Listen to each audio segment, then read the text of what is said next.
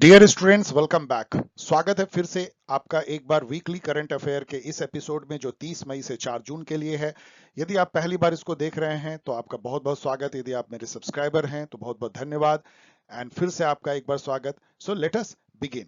और इससे पहले कि हम शुरू करें, मुझे खुशी है कि इसकी व्यूअरशिप थोड़ी बढ़ रही है इस सीरीज की, और आप लोग अप्रिसिएट भी कर रहे हैं मेरे मेहनत को। और मुझे पूरा विश्वास है कि सिविल सर्विसेज प्रीलिम से लेके हर कम्पिटिटिव एग्जाम के लिए ये आपको मदद करेगा, चाहे पीजी एंट्रेंस टेस्ट हो, चाहे यूजीसी नेट हो, या असिस्टेंट प्रोफेसरशिप की हो, सेट हो, कोई भी एग्जाम हो, आपको ये सीरीज डेफिनेटली मदद करेगा, ऐसी मेरी आशा है। Let us begin.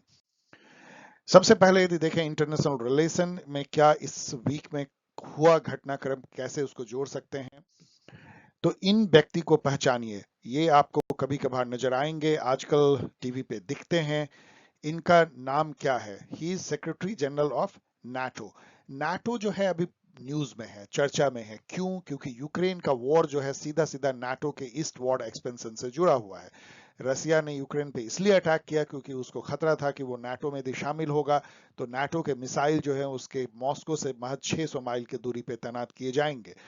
नाटो उसके बाद से काफी एक्टिव हो गया है, ब्रसेल्स में उसकी बैठक हुई और कुछ कंट्री और भी उसमें शामिल होना जो कभी शामिल होने की नाटो में बात नहीं करते थे, जैसे कि स्वीडन और फिनलैंड, जिन्होंने हमेशा नॉन अलाइन मिलिट्रीली रहे हैं, उन्होंने एप्लीकेशन दे दिया नाटो में शामिल होने की रसिया की इस हरकत से। और उससे जो है ये जो है सेक्रेटरी जनरल हरकत में भी आ गए, क्योंकि टर्की ने जो है उसको मना कर दिया। और नाटो के संविधान में यह है कि यदि कोई नया कंट्री ज्वाइन करना चाहता है तो सभी जो उसके मेंबर हैं उसको यूनानिमसली जो है उसको एग्री करना होगा। यदि एक भी उसमें से मना करेगा तो नए मेंबर नहीं ज्वाइन कर सकते हैं। तो ये है जनरल जेंस स्टोल्टनबर्ग। ये जो है सेक्रेटरी जनरल है नाटो के, चीफ एग्जीक्यूटिव ऑफिसर भी कह सकते हैं। यहाँ पे और भी जो नेम दिए गए इंपॉर्टेंट हैं, ये डिफेंस सेक्रेटरी, डिफेंस सेक्रेटरी मतलब डिफेंस मिनिस्टर जो हैं वो लॉयड जे ऑस्टिन जो हैं वो यूएसए के हैं, और ये लोग पहले जो हैं नाटो के सेक्रेटरी जनरल रह चुके हैं। ये जो जेंटलमैन है ये अभी न्यूज में आ गए। अभी जो मैं आपको बता रहा था उससे ही जुड़े हुए, ये टर्की के प्रेसिडेंट हैं। और ये क्यों न्यूज में आ गए, इनका नाम तो चलिए बाद में बताते हैं। क्योंकि टर्की ने कहा कि नहीं, हम तो विरोध करेंगे स्वीडन और फिनलैंड के नाटो में शामिल होना है, क्योंकि उन्होंने हमारे यहाँ जो कर्डिश मिलिटेंट है उनको समर्थन दिया है, और कई कई और आरोप जो है मेरे ऊपर सैंक्शन लगा है एंड ऑल दैट। तो उसको मनाने के लिए जो है स्टॉल्टनबर्ग जो है वो टर्की के राष्ट्रपति से उन्होंने बात किया। अभी ये चल रही है, तो इसके लिए ये जो है न्यूज में आ गए। ये वैसे भी जो है टर्की के राष्ट्रपति न्यूज में आते रहते हैं अपने विवादास्पद बयान के लिए। ये एक तरह के स्ट्रॉन्ग मैन भी माने जाते हैं। इनका नाम जो है, उनका लास्ट नेम से सभी उनको जानते हैं, एरोडगैन। वैसे रेकैप टैयिप एरोडगैन, प्रोनाउंसिएशन में मत जाइए।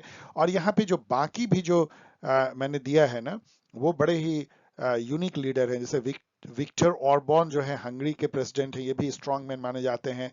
सर्बिया के अलेक्जेंडर व्यूसिक जो है, व्यूकिक भी कह सकते हैं, ये भी एक स्ट्रॉन्ग मैन। स्ट्रॉन्ग मैन मतलब कि अपने यहाँ वो आयरन फिस्ट से, मतलब बड़ी कड़ाई से जो शासन करते हैं, उस टाइप के लीडर माने जाते हैं। When the latest quad meeting held, ये अभी भी इम्पोर्टेंट है क्योंकि क्वाड की बैठक जो है 24 मई को हुई टोक्यो में। उसमें प्रधानमंत्री मोदी जी ने भी भाग लिया। ये फिजिकल मीटिंग थी, उसके बारे में मैंने यहाँ पे लिख दिया। क्वाड क्यों इम्पोर्टेंट है? क्योंकि ये इंडो पैसिफिक में चाइना को काउंटर करने का यूएसए का एक प्रयास है। ये हमारे लिए क्यों इंपॉर्टेंट है भारत के लिए? क्योंकि इंडिया को इससे थोड़ा एक लीवर मिल जाता है। चाइना से हम परेशान हैं बहुत कारणों से, और यहाँ पे चाइना को काउंटर करने के लिए यूएसए इंडिया को यूज करता है, तो हम यूएसए को यूज कर सकते हैं चाइना को काउंटर करने के लिए। ऑस्ट्रेलिया जापान भी हमारे साथ मिल जाता है और उससे हमें काफी सारे और भी फायदे हो सकते हैं, ट्रेड में, इन्वेस्टमेंट में। दोनों ही अमीर कंट्री हैं ऑस्ट्रेलिया जापान। तो जो चाइना से हमें लॉस हो सकता है उससे खटास रिलेशन को लेके, वो हमें भारपाई जो है वो अमेरिका, जापान और ऑस्ट्रेलिया से हो सकती है, trade and investment and technology को लेकर के। इसमें जो एरिया जो जिसपे की कॉपरेशन हो रहा है क्वाड में, सिक्योरिटी के अलावा, वो है vaccine delivery, climate action, supply chain resilience. मतलब अभी जैसे सप्लाई चेन गड़बड़ा गया है, फूड सिक्योरिटी खतरे में पड़ गई है वर्ल्ड की इस वॉर के दौरान, disaster response and economic cooperation. When world environment day celebrated, ये पूरा जो हफ्ता था ना ये वर्ल्ड इन्वायरमेंट डे के इर्द गिर्द घूमता रहा, इस पे काफी सारे न्यूज आए। वर्ल्ड इन्वायरमेंट डे अभी इसलिए भी बहुत चर्चा में रहेगा क्योंकि हम क्लाइमेट चेंज से जूझ रहे हैं, ग्लोबल वार्मिंग से जूझ रहे हैं, तो ये बहुत इंपॉर्टेंट है सबके लिए याद करना इन्वायरमेंट के मामले को। ये जो है 5 जून को, मतलब कल जो बीता है, वो वर्ल्ड इन्वायरमेंट डे सेलिब्रेट किया गया। ये क्यों सेलिब्रेट किया जाता है? क्योंकि फर्स्ट जो समिट हुई थी, ग्लोबल समिट ह्यूमन इन्वायरमेंट पे, वो 1972 में हुई थी स्टॉकहोम में, और उसके बाद 5 जून 1972 को united nation environmental programme UNEP की स्थापना की गई थी, जो स्पेशलाइज एजेंसी है इन्वायरमेंटल प्रोग्राम के लिए, और उसका हेडक्वार्टर नैरोबी कीनिया में है। अब यहाँ पे गौर करने की ये भी बात है कि ये कुछ ही जो है यूनाइटेड नेशन का ये फर्स्ट था, बाद में शायद एक आध और खुली है। अफ्रीका में कोई यूनाइटेड नेशन की स्पेशलाइज एजेंसी नहीं थी, तो यूएनएपी जो है उसको पूरा करता है। ये क्वेश्चन पूछा जाता है कि यूएनएपी का हेडक्वार्टर कहाँ है, क्योंकि अफ्रीका में है, अधिकतर उसके हेडक्वार्टर अमेरिका, यूरोप, जिनेवा या न्यूयॉर्क, इन सब में है। तो इसी 5 जून की हर साल बरसी मनाई जाती है, बरसगांठ, बरसी नहीं, बरसगांठ, सॉरी, बरसगांठ मनाई जाती है, सेलिब्रेट किया जाता है। और ये जो 5 जून 1972 से आप जोड़ेंगे तो ये 50वां साल है। तो ये एक बहुत स्पेशल है कि 58th ईयर जो है वो यूएनईपी की स्थापना का हो रहा है, 50वां साल जो है फर्स्ट इन्वायरमेंट जो समिट हुई थी वर्ल्ड का, वहां हो रहा है। तो इस बार का जो वर्ल्ड इन्वायरमेंट डे का स्लोगन है only one earth, only one earth, and जो उसका मोटो है living sustainably in harmony with nature. ये सब आपको याद रखना चाहिए। अब इसी से जुड़ा हुआ ये क्वेश्चन है, व्हाट इज स्टॉकहोम प्लस 50? अभी जैसे आपने देखा कि फर्स्ट जो इन्वायरमेंट ह्यूमन इन्वायरमेंट समिट हुई थी वो 1972 में हुई थी, उसको 50 साल हो गए हैं। तो उसी की याद में स्वीडन के स्टॉकहोम में फिर से जो है सभी वर्ल्ड लीडर मिलते हैं और 2 और 3 जून को और मनाते हैं स्टॉकहोम प्लस 50। मतलब स्टॉकहोम में हुई थी, अब 50 साल आगे हम बढ़ गए हैं, कहाँ पहुंचे हैं इन्वायरमेंट में, हम कितना हमने अचीव किया, कितना नहीं किया। तो इसको पढ़ लीजिए, it is an international meeting convened by united nation general assembly to be held in Stockholm, Sweden from 2 to 3 June in Sweden to commemorate, याद करने के लिए 50 years since 1972 conference on the human environment। बाकी तो मैंने ऐसे ही बनाया है, तो ये इसका सही जवाब है। ये सब इंपॉर्टेंट है एग्जामिनेशन पॉइंट ऑफ व्यू से, आप समझ सकते हैं क्यों। पीएम मोदी भी इससे जुड़े हुए हैं, इसी सवाल से जुड़े हुए हैं। PM Modi launched a global initiative on the occasion of 50th world environment day. उन्होंने भी एक जो है ग्लोबल इनिशिएटिव लॉन्च किया, उसका नाम क्या है? क्या एलएफजी है, लोकल फॉर ग्लोबल, या वोकल फॉर ग्लोबल है, बीएफएल है, या एलआईएफई है? ये एलआईएफई है, एलआईएफई है life style for environment movement. मतलब बेसिकली अपने लाइफ स्टाइल को, कंजम्पशन को हमको ऐसे चेंज करना है जिससे कि हम एनवायरनमेंट को बचा सकें, क्लाइमेट चेंज को हम रोक पाएं। ये मोदी जी का ग्लोबल इनिशिएटिव है on the world, on the day of 50th world environment day life. तो ये भी आपको पूछा जा सकता है। विच, ये तो मैंने पिछले बार, यदि आप इस सीरीज को देखते आए तो जैसे ग्रीन आप देखेंगे, इसका मतलब है पिछले बार को मैंने कॉपी कर दिया है, अभी छोड़ दिया है। Which constitutional amendment in USA is related to gun rights? क्यों इसको मैंने छोड़ दिया? क्योंकि इस वीक भी वहां हत्या हुई, टेक्सास में ही एक पार्टी में जो है कुछ लोगों की गन से हत्या कर दी गई, और ये लगातार जो है वहां पे चल रही है। और ये सेकेंड अमेंडमेंट से जो है वहां पे गन का अधिकार दिया गया था। मैंने पिछले वीडियो में बहुत इसको एक्सप्लेन किया था, इसलिए इस बार नहीं करेंगे, केवल इसको पढ़ लीजिए यहाँ पे कि गन राइट वहां क्यों इतनी इंपॉर्टेंट है। अब इनको देखिए, इस मैडम को, ये भी जो है बहुत इस सप्ताह में चर्चा में रही, काफी दिन तक, 3-4 दिन तक। इनका नाम जो है ये है सैरल सैंडबर्ग। ये क्यों चर्चा में रही, ये कौन है? यस, अभी तक आपने गेस कर लिया होगा, ये मेटा की चीफ ऑपरेटिंग ऑफिसर है। मेटा, आपको लगा होगा मेटा कौन है? मेटा फेसबुक का नया नाम है, तो फेसबुक कह लीजिए। ये फेसबुक को खड़ा करने में, आज जो फेसबुक इतने बिलियन की कंपनी है, गूगल के बाद सबसे शायद वैल्यूएबल कंपनी कह लीजिए, एप्पल गूगल के बाद, उसमें इनका बहुत रोल है। जो उसके मार्क जुकरबर्ग हैं संस्थापक, उसके साथ में कंधे से कंधे मिला करके सैंडबर्ग ने काम किया। लेकिन अभी ये स्टेप डाउन हो गया। ऑफ कोर्स ये फेसबुक के साथ बनी हुई, लेकिन चीफ ऑपरेटिंग ऑफिसर नहीं रही 14 साल काम करने के बाद। What is equity lab? Equity lab अभी चर्चा में आ गया, क्यों आया? क्योंकि उन्होंने कुछ बयान जारी किए, इंडिया में भी जो चीजें हो रही है उसको लेकर के उन्होंने थोड़े से बयान जारी कर दिए। अदरवाइज भी इक्विटी लैब पूरे दुनिया में जहां भी कोई रेसियल, इथनिक या रिलीजियस माइनॉरिटी के ऊपर कहीं भी कोई यदि उनको दिखता है तो वो आवाज उठाते हैं। तो इक्विटी लैब है क्या? तो इसमें से चारों में से पढ़ लीजिए। ये basically in organisation based in Washington DC to promote racial and ethnic equity है। तो कहीं कहीं आपको पूछा जा सकता है। अब यहाँ पे जो मैंने बनाया था कि lab setup by Nobel prize winner Abhijit Banerjee and Esther Duflo, इनको नोबेल प्राइज मिला था शायद 2 साल पहले या 1 साल पहले। तो वो इक्विटी लैब से जुड़े हुए नहीं है, उनके लैब का नाम है पोवर्टी एक्शन लैब। तो ये भी पूछा जा सकता है कि वो किस लैब से जुड़े हैं ये दोनों जिनको इकोनॉमिक का नोबेल प्राइज मिला था। What was Tiananmen Square Massacre? इसको टी नहीं पढ़ते, Tiananmen पढ़ते हैं, Tiananmen Square Massacre। अब Tiananmen Square जो है वो बीजिंग में जो है एक चौराहा है, जैसे इंडिया में कनॉट प्लेस है उस टाइप का मेन चौराहा है। और वहां पे जो है क्या हुआ था, एक बहुत ही दर्दनाक घटना हुई थी 1989 में। वहां हजारों स्टूडेंट के ऊपर टैंक और मशीन गन, उनसे गोले जो है चलाए गए थे। टैंक से तो शायद नहीं, मशीन गन से चलाए गए थे, और हजारों स्टूडेंट घायल और सैकड़ों उसमें मरे थे। मतलब वो, और उसको कोई ठीक से जानता भी नहीं क्योंकि चाइना ने उसको ठीक से बताया भी नहीं कितने लोग मरे, क्या हुए। तो उसके याद में हांगकांग में जो जहां थोड़ी बहुत आजादी है बची हुई, वहां पे स्टूडेंट जो है विक्टोरिया पार्क में जमा होते थे, और वो हमेशा वहां पे उसको कैंडल लाइट जला करके उस दिन को, ब्लडी डे को याद करते थे। इस बार जो है हांगकांग में उनको मना कर दिया गया, पिछले साल भी मना कर दिया गया था, इस साल भी कहा गया कि वहां यदि जुटोगे तो सबको गिरफ्तार किया जाएगा, उसको एंटी लॉ माना जाएगा, क्रिमिनल एक्टिविटी मानी जाएगी। तो ये एक न्यूज में आ गया कि सियानमेन स्क्वायर के जो बरसगांठ है या बरसी है उसको भी नहीं मनाने दिया जा रहा है।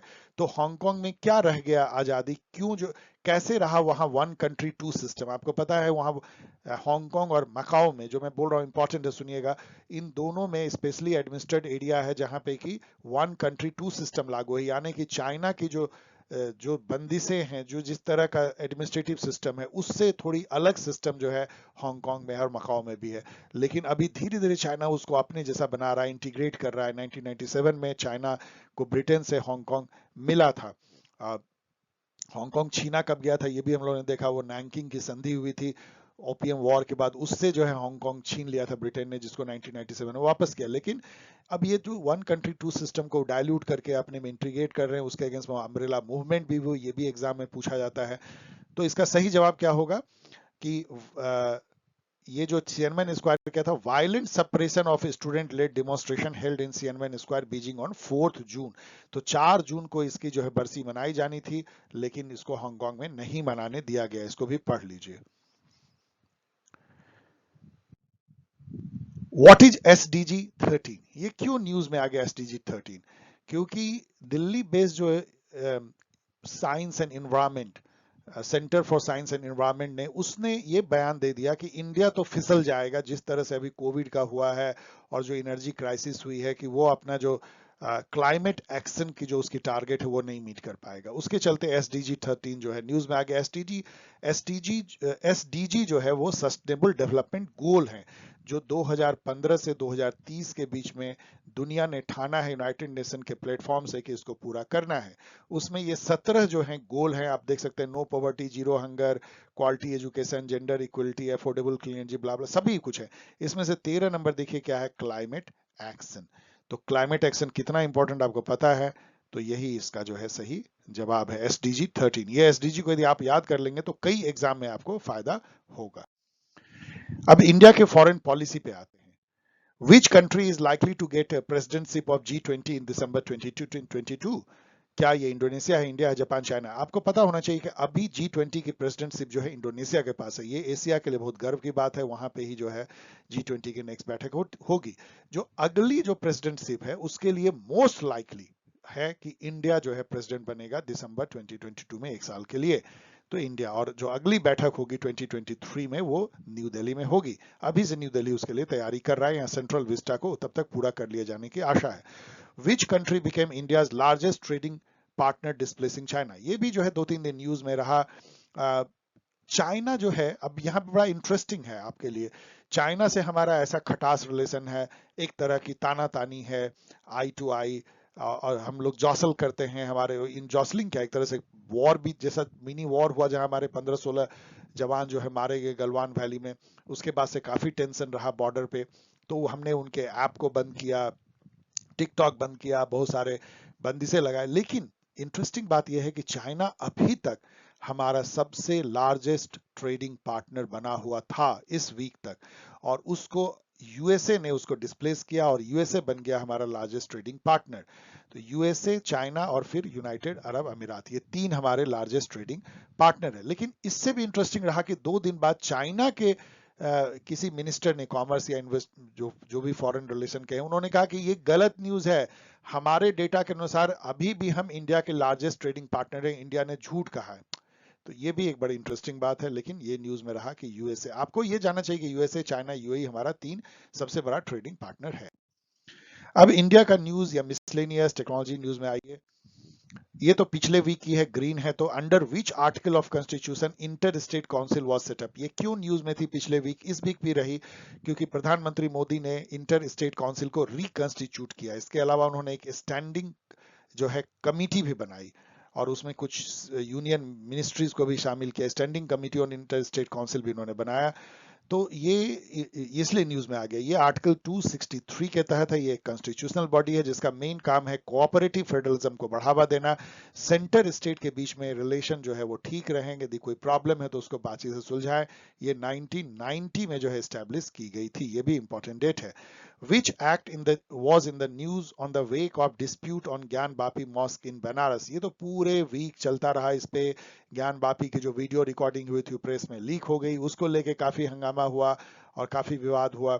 ये जो एक्ट जिसपे कि ज्ञान बापी की केस जुड़ी हुई है वो है प्लेसेस ऑफ वर्शिप एक्ट 1991, जिसमें ये कहा गया है कि 15 अगस्त 1947 को जो रिलीजियस स्वरूप था किसी भी रिलीजियस प्लेस का, उसको इस बेसिस पे नहीं बदला जाएगा कि उसके अंदर क्या मिला नहीं मिला, लेकिन उसमें एक क्लॉज ये भी लिखा हुआ है कि इससे जो है मॉन्यूमेंट, जो हिस्टोरिकल मॉन्यूमेंट, आर्कियोलॉजिकल जो बिल्डिंग है जो 100 साल से पुराने हैं, वो इसके जद में नहीं आते हैं। इसी सबको लेकर के ज्ञान बापी मॉस्क का जो है विवाद चल रहा है। कुछ हिंदू लोग कहते हैं कि वहां पे शिवलिंग है और वो उसको तोड़ करके जो औरंगजेब ने बनाया था मॉस्क, और अंग्रेज कहते हैं कि ये हिंदू लोग की एक और जो है साजिश है, जिस तरह इन्होंने बाबरी मस्जिद को गिरा दिया वैसे ज्ञान बापी। इस पे दोनों पक्ष जो है लड़ते झगड़ रहे हैं, कोर्ट में मामला पहुंच गया है। सो प्लेसेस ऑफ वर्शिप एक्ट 1991 से जुड़ा हुआ है। अब ये जो बुक है उसको देखिए, रेत समाधि, आप देख सकते हैं बालू है और समाधि। तो रेत समाधि जो है उसको इंग्लिश में ट्रांसलेट किया गया, उसका नाम रखा गया, उसको इंग्लिश में ट्रांसलेट जो किया रेत समाधि को, डेजी रॉकवेल ने किया, और इसका नाम उन्होंने दिया द टॉम्ब ऑफ सैंड, और दे भी कह सकते थे। अब ये बुक क्यों जो है न्यूज में आ गई, क्योंकि इसको बुकर प्राइज मिला। It became the first novel translated from Indian language to win the international Booker prize. और इनकी, अब यहाँ क्वेश्चन पूछा जा रहा है कि कौन इसके ऑथर हैं रेत की समाधि के, जिनको कि बुकर प्राइज मिला। तो इसके नाम चारों आपने पढ़ लिया होगा अभी तक वीडियो को रोक करके आपने, तो अब मैं सही आंसर बता देता हूं, गीतांजलि श्री। तो गीतांजलि श्री न्यूज में आ गई, और ये हमारे लिए बहुत गर्व की बात है कि इंटरनेशनल बुकर प्राइज मिला है। इसकी जो मैंने 1-2 लाइन जो इसके बारे में पढ़ा, ये कहानी है एक 80 साल की एक विधवा औरत की, जो अपने पति के मरने के गम को जो है वो सह नहीं पा रही है, वो एकदम टूट गई है। लेकिन वो उसको गम को एक तरह से जीने के लिए, गम को समझिए कि पीने के लिए वो पाकिस्तान जाती है, जहाँ पे कि उसकी बहुत सारे यादें जुड़ी हुई हैं, और वो वहाँ पे जाती है, उस गलियों में भटकती है और अपने गम को एक तरह से आत्मसात करती है। तो रेत की समाधि है। व्हेन लास्ट, वो पार्टीशन के टाइम का पूरा है, मतलब उसने उसको दंश को झेला था। When last caste census held in India, ये क्यों न्यूज में आ गया कास्ट सेंसस, क्योंकि इसको लेके पॉलिटिकल एक तरह से बवाल मचा हुआ है, पॉलिटिकल बॉयल है।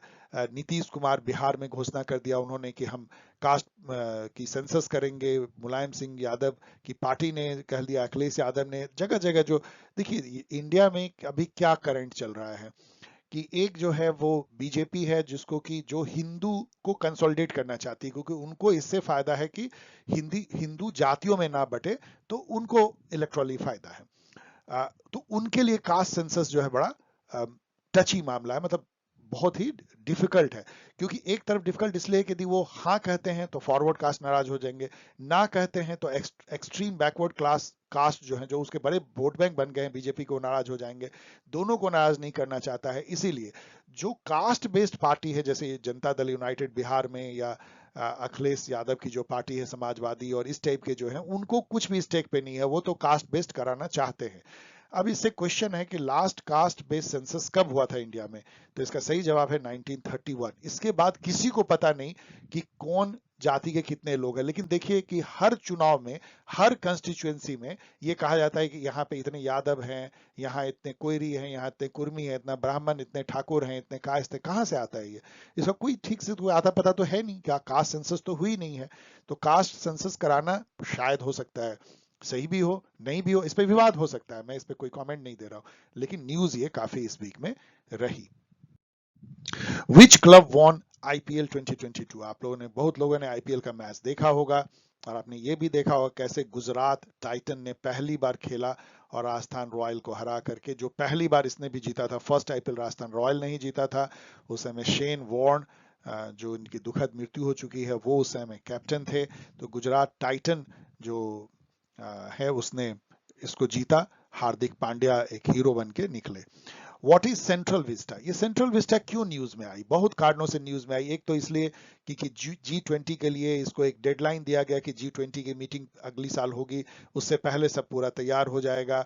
इसको लेकर के भी कि सुप्रीम कोर्ट में एक याचिका दायर की गई कि सेंट्रल विस्टा बन रहा है तो क्यों ना जुडिशियल विस्टा बने, क्यों जुडिशरी के लिए जो है इंफ्रास्ट्रक्चर नहीं होने चाहिए। सुप्रीम कोर्ट ने भी मजे लेते हुए सेंट्रल गवर्नमेंट को पूछ दिया कि भाई बताओ, तुम यदि सेंट्रल गवर्नमेंट विस्टा बना रहे हो तो फिर जुडिशरी के लिए विस्टा क्यों नहीं, जुडिशियल विस्टा क्यों ना बने दिल्ली में? हमारे लिए भी तो आजादी के बाद से कोई इंफ्रास्ट्रक्चर डेवलपमेंट हुआ नहीं, जजेस कहाँ रहते हैं, हमारा कोर्ट का परिसर कैसा है, उसकी बिल्डिंग की क्या जर्जर हालत, आप देखते नहीं हो। अब सेंटर उस पर जवाब देगी, अब वो भी देखिए क्या होता है। तो सेंट्रल विस्टा है क्या? It is revamping India central administrative area located near Raisina hill in central Delhi. तो ये जो है, उसको आप यदि दिल्ली में रहते हैं तो आप यदि उस एरिया में जाएंगे तो आपको हमेशा घेरा घाड़ा मिलेगा। कहीं कहीं कंस्ट्रक्शन चल रहा है, मोदी जी खुद उसको देखते हैं, और उसमें जो संसद भवन है वो भी तोड़ के नया बन रहा है, और सारे जो सेंट्रल गवर्नमेंट के मिनिस्ट्री हो भी एक ही बिल्डिंग में, या एक से मतलब एक ही जगह के बिल्डिंग में सब जो है उसको एडजस्ट किए जाएंगे। तो बहुत बड़ा सा एक प्लान है।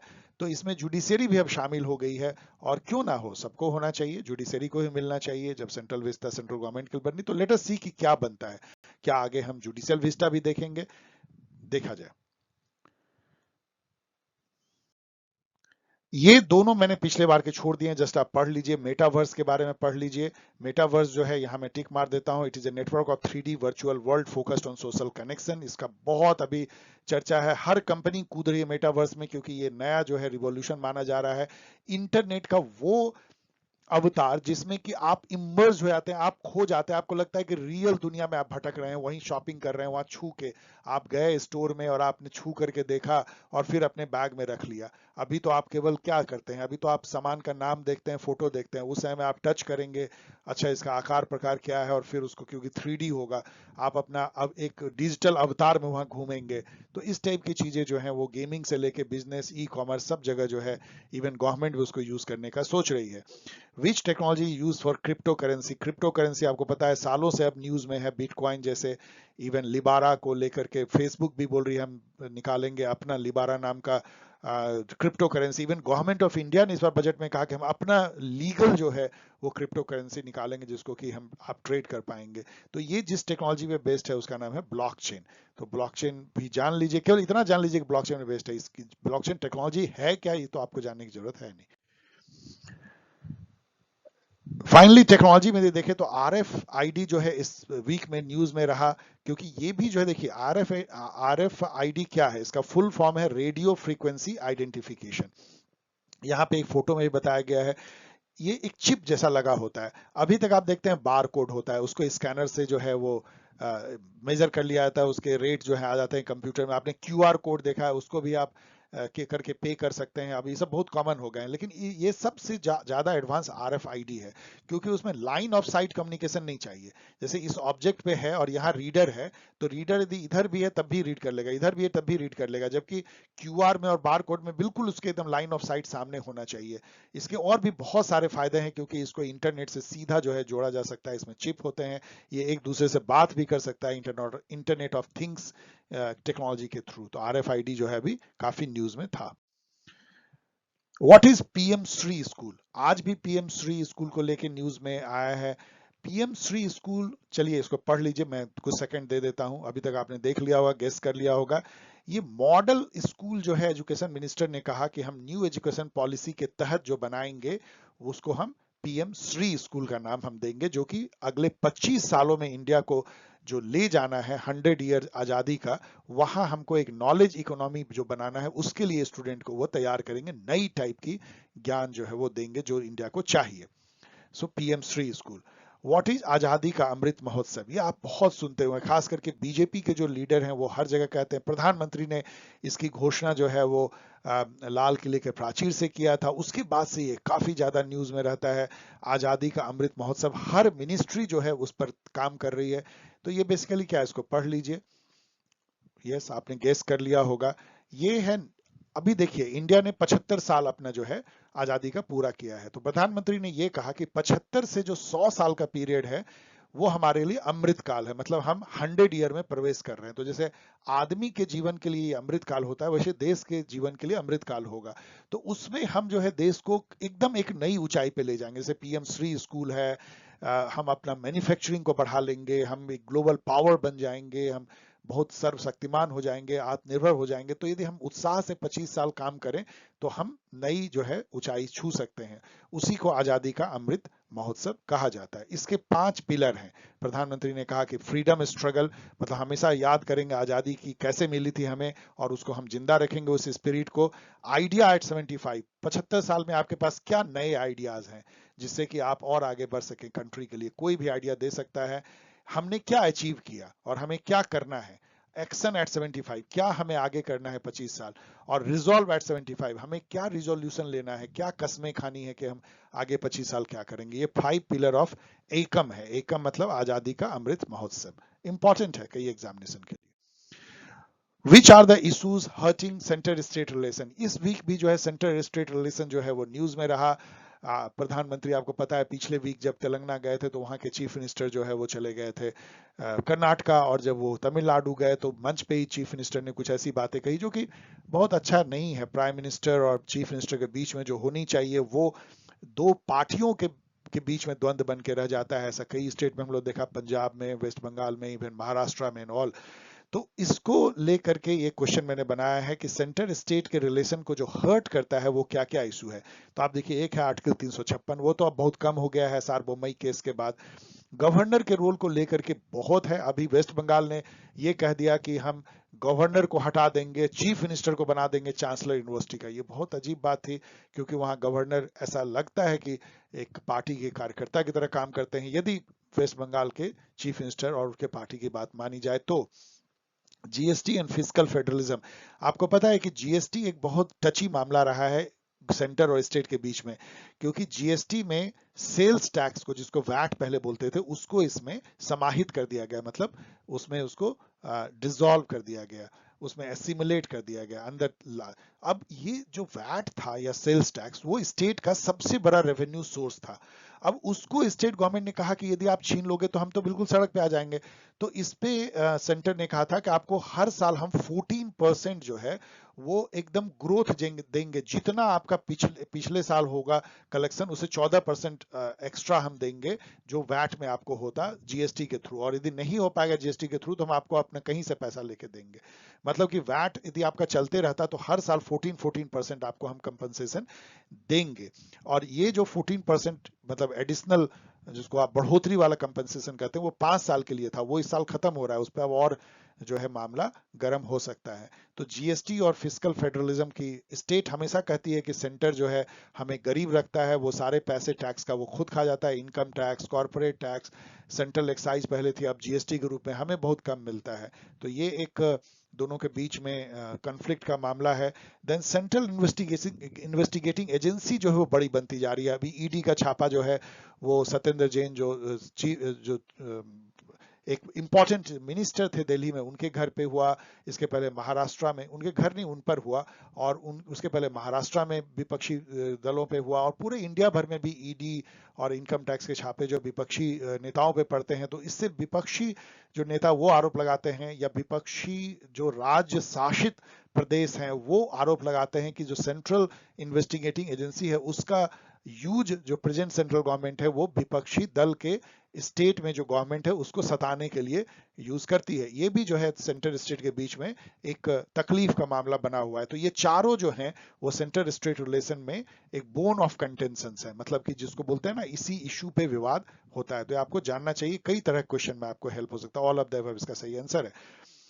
हु इलेक्ट्स राज्यसभा मेंबर, ये अभी क्यों न्यूज में आ गया? क्योंकि अभी राज्यसभा के इलेक्शन चल रहे हैं। और राज्यसभा के इलेक्शन क्यों चल रहे हैं? क्योंकि राज्यसभा में होता क्या है कि हर एक मेंबर का जो है वो तो 10 ईयर 6 ईयर का होता है एक मेंबर जब सेलेक्ट होता है, लेकिन हर दूसरे साल जो है 1/3 सीट जो है वो खाली होता है, क्योंकि हर दूसरे साल 1/3 मेंबर रिटायर हो जाते हैं। इसी तरह से स्टैगर्ड वे में जो है राज्यसभा की सीटें भरी जाती हैं। तो वो सीटें अभी खाली हुई है। अब राज्यसभा में कुछ और बातें जान लीजिए कि 245 मेंबर होते हैं, जिसमें से 233 इलेक्टेड हैं, 12 नॉमिनेटेड हैं। राष्ट्रपति उसको नॉमिनेट करते हैं। डिफरेंट फील्ड के जो डिस्टिंग्विश पर्सन है उनको। वाइस प्रेसिडेंट जो होते हैं वो राज्यसभा के एक्स ऑफिशियो चेयरपर्सन होते हैं। इसका मतलब कि बिना किसी इलेक्शन के, being by the virtue of being the vice president, वो ऑटोमेटिकली जो है राज्यसभा के चेयरपर्सन बन जाते हैं। इसके अलावा जो मेंबर जो इसको जो चुनाव जो करते हैं, अब यहाँ जो क्वेश्चन है कौन चुनते हैं, तो राज्यसभा के जो मेंबर होते हैं वो इलेक्टेड मेंबर जो स्टेट लेजिस्लेटिव असेंबली के हैं उनके द्वारा चुने जाते हैं। याद रखिएगा, not nominated member, elected member of the state legislative assembly. और वो जो चुनते हैं वो सिंगल ट्रांसफरेबल वोट जो प्रोपोर्शनल रिप्रेजेंटेशन का है उसके सिस्टम के तहत जो है वो इलेक्शन होती है। बड़ा कम्प्लेक्स होता है, उसमें फॉर्मूला होता है, एक फिक्स्ड कोटा ऑफ वोट जो है लाने होते हैं, और उसमें इतनी सारे परम्यूटेशन कॉम्बिनेशन होते हैं। अभी बहुत सारा इंटरेस्टिंग एक खेल होगा और आप इसको काफी सुनेंगे राज्यसभा के इलेक्शन के बारे में अगले कुछ वीक तक। और अब ये लास्ट स्लाइड है। What is the name of drug control act under which high profile film actors were booked recently? आपको ये जो है सुशांत सिंह राजपूत के केस से चर्चा में आया। रिया चक्रवर्ती को इसके अंदर में काफी उसको परेशानी झेलनी पड़ी। फिर अभी हाल में आर्यन खान जो शाहरुख खान के बेटे हैं उनको क्रूज से पकड़ लिया गया, और पूरे कंट्री में इस पे विवाद होता रहा कि उनके पास से ड्रग मिला ये। और बाद में जो है और बहुत कुछ डर्टी लिनियन जो है पब्लिक में धोई गई। पता लगा कि जो ऑफिसर है वो खुद ही उगाही कर रहा है, उसकी ट्रांसफर हुई, इस पे एक्शन की बात हुई, फिर मिनिस्टर भी पिक्चर में आ गए। तो ये सारा जो ये एक्ट जिसके तहत ये हुआ, और जो संस्था जो है वो पूरे विवादों के घेरे में आ गई। और अभी 1 साल बाद उससे भी हास्यास्पद हुआ कि इसी संस्था ने ये कहा कि भाई हम जो आर्यन खान कहेंगे उसको कुछ मिला नहीं, हुआ ऐसे ही था, उसके पास में कुछ खास नहीं था, कोई इंटरनेशनल इसका जो है ड्रग ट्रैफिकिंग का कोई नाता नहीं था। तो फिर क्या था ये तमाशा? यदि आप उस समय के यदि वीडियो को देखिए टीवी पे तो आपको फिर हंसी आएगी कि हम क्या झूठ मूठ के बातों पे इतना टाइम बर्बाद करते हैं इंडिया में। यही चीज जो है कई सालों से अब चल रहा है। तो वो जो एक्ट है जिसके तहत वो ऑर्गेनाइजेशन जो है काम करती है, नेशनल नारकोटिक ब्यूरो जिसको बोलते हैं, तो वो एक्ट है एनडीपीएस एक्ट। एनडीपीएस एक्ट है narcotic drug and psychotropic substance act. और ये इतना ड्रैकोनियन एक्ट है कि इसके बारे में कई लोग कहते हैं कि इसको ठीक से फ्रेम नहीं किया गया, क्योंकि इसमें ओनस जो है अपने को इनोसेंट बनाने की वो एक्यूज पे है। नॉर्मली हमारे ज्यूरिस्प्रूडेंस में किसी पे इवन डेथ का भी, मर्डर का भी चार्ज लगता है, तो ये स्टेट को प्रूव करना है कि इस आदमी ने मर्डर किया है, ना कि उस आदमी को ये प्रूव करना है कि हमने मर्डर नहीं किया है। लेकिन यहाँ पे ये है कि guilty proof till proved innocence, उल्टा। मतलब आपके पास यदि ड्रग मिल गया तो आपको प्रूव करना है कि आप इनोसेंट हैं। ये तो बहुत मुश्किल है। एक तो ये है इसमें बेल का भी प्रोविजन नहीं है, बहुत सख्त सजा है, और इसमें ना कोई क्वांटिटी भी नहीं है। जैसे आपके पास में एक चुटकी भर भी मिल जाए तब भी आपको पकड़ा जा सकता है, जबकि इसका क्या है मतलब? तो खाने की चीज यदि कोई आदमी मान लीजिए शराब पी रहा है या ड्रग ले रहा है जो नहीं लेना चाहिए, तो अपने ऊपर हार्म कर रहा है, उसके लिए उसको सुधार होना चाहिए। मतलब वो किसी मतलब यदि आप जेएस मिल का बोले तो वो एक तरह का सेल्फ रिगार्डिंग एक्शन है, वो अपने को हार्म कर रहा है। तो स्टेट कितने दूर तक आना चाहिए, ये being a political science student इस पे भी चर्चा की जा सकती है कि इस तरह के कानून क्या क्या मतलब कहाँ ले जा रहे हैं हमें। तो ये narcotic drug and psychotropic substance act 1985। Okay dear student, तो यदि आपको ये अच्छा लगा हो तो इसको और बढ़ावा दीजिए, इसको शेयर कीजिए, लोगों को बताइए, जिससे कि मेरा पैशन बना रहे और आपको भी फायदा हो हर एक कम्पिटिटिव एग्जाम के लिए। और यदि आप ऑनलाइन टेस्ट सीरीज ज्वाइन करना चाहते हैं जो कि पीजी एंट्रेंस टेस्ट और यूजीसी नेट के लिए है, बहुत सक्सेसफुली चल रहा है, ऑफ कोर्स पेड कोर्स है, तो आप जो अपना नेम एंड टेलीग्राम पे जो आपने मोबाइल नंबर है वो इस मेल पे भेजिए, आपको गाइड की जाएगी। इस तरह से आप मुझसे सवाल पूछ सकते हैं, मैं आपके सवालों के जवाब देने का भरसक कोशिश करता हूं। मिलेंगे अगले वीक फिर एक नए एपिसोड के साथ। Thank you, bye, see you, have a good day.